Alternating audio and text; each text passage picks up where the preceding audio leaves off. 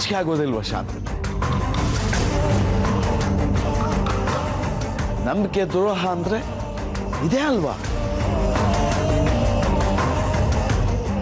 ನಾನು ನಿನ್ನನ್ನ ಎಷ್ಟು ನಂಬಿದ್ದೆ, ಅದಕ್ಕೆ ಇದೇನಾ ಪ್ರತಿಫಲ? ಕೆಲಸ ಮಾಡೋದಕ್ಕೆ ನಿನಗೆ ಮನಸ್ಸಾದ್ರೂ ಹೇಗೆ ಬಂತು? ಈ ಕಾಲದಲ್ಲಿ ಯಾರನ್ನು ನಂಬಬೇಕು ಯಾರನ್ನು ಬಿಡಬೇಕು ಒಂದು ಗೊತ್ತಾಗ್ತಿಲ್ಲ. ಭಿಕ್ಷೆ ಕೇಳ್ಕೊಂಬಂದವ್ರಿಗೆ ಈ ಮನೆ ಯಾವತ್ತೂ ಬರಿಗೈಲಿ ಕಳಿಸಿಲ್ಲ. ಇನ್ಮೇಲೆ ಈ ಮನೆಯಲ್ಲಿ ಆ ಸ್ನೇಹ ಆಗಲಿ, ಆ ಪ್ರೀತಿ ಆಗಲಿ, ಆ ಆಶ್ರಯ ಆಗಲಿ ನಿನಗೆ ಸಿಕ್ಕೋದಿಲ್ಲ. ಹೊರಟೋಗು.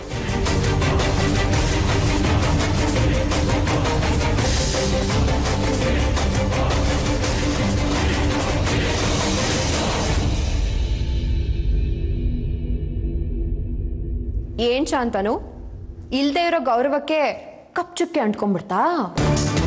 ಪಾಪ, ಅದು ಅಲ್ಲದೆ ಈ ದಿನ ಇಷ್ಟು ಬೇಗ ಈ ಮನೆಯಲ್ಲೇ ಬರುತ್ತೆ ಅಂತ ಅಂದ್ಕೊಂಡಿರಲಿಲ್ಲ. ಶೀಲಂ ಇದ್ದಿದ್ರೆ ಅದೆಷ್ಟು ಖುಷಿ ಪಡ್ತಿದ್ನು. ಆದ್ರೆ ಅಮ್ಮ ಇದ್ದಿದ್ರೆ ತುಂಬಾ ಬೇಜಾರು ಮಾಡ್ಕೊಳ್ಳೋರು. ಮಗನ್ ಹಾಗೆ ನೋಡ್ಕೊಂಡೆ ಮನೆಗೆ ಬೆಂಕಿ ಇಡೋ ಕೆಲಸ ಮಾಡ್ಬಿಟ್ಟ ಅಂತ. ಹೌದು, ಮುಂದೇನು ಮಾಡಬೇಕು ಅಂದ್ಕೊಂಡಿದ್ಯಾ ಶಾಂತನು?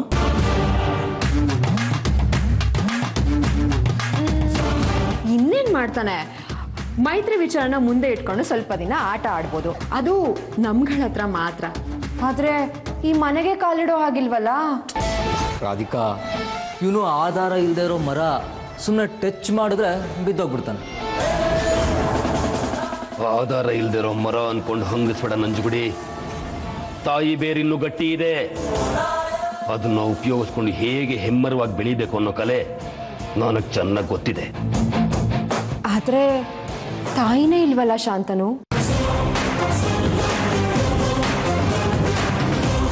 ದೊಡ್ಡೋರ್ ಮುಂದೆ ಬೇರೆ ನಿನ್ ಬಂಡವಾಳ ಬಯಲಾಗೋಯ್ತು.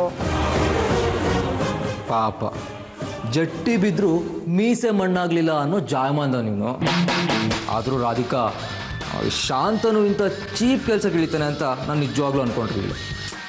ಬಿಡು ನಂಚ್ಕುಡಿ, ಮಾಡ್ದೋರ್ ಪಾಪ ಆಡ್ದೋರ್ ಬಾಯ್ಲಿ ಅಂತ ನಮಗೆ ಯಾಕೆ?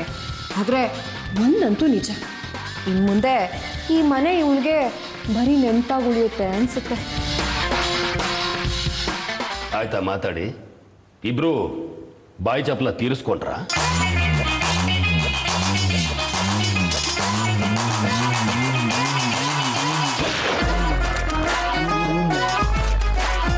ಸೋತೆ ಹೋದ ನನಗೆ ಕೊನೆ ಕ್ಷಣದಲ್ಲಿ ಗೆಲ್ಲೋ ವಿದ್ಯೆ ಚೆನ್ನಾಗಿ ಗೊತ್ತು. ಇನ್ನು ಮುಂದೆ ನಿಮ್ಮ ಜೀವನದಲ್ಲಿ ಏನಾಗುತ್ತೆ ಅನ್ನೋದು ಗೊತ್ತಿದೆಯಾ?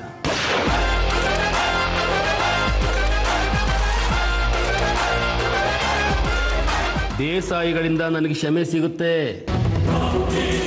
ತುಂಬಾ ಆಪತ್ತು ಕಾದಿದೆ ಈ ಮನೆಗೆ.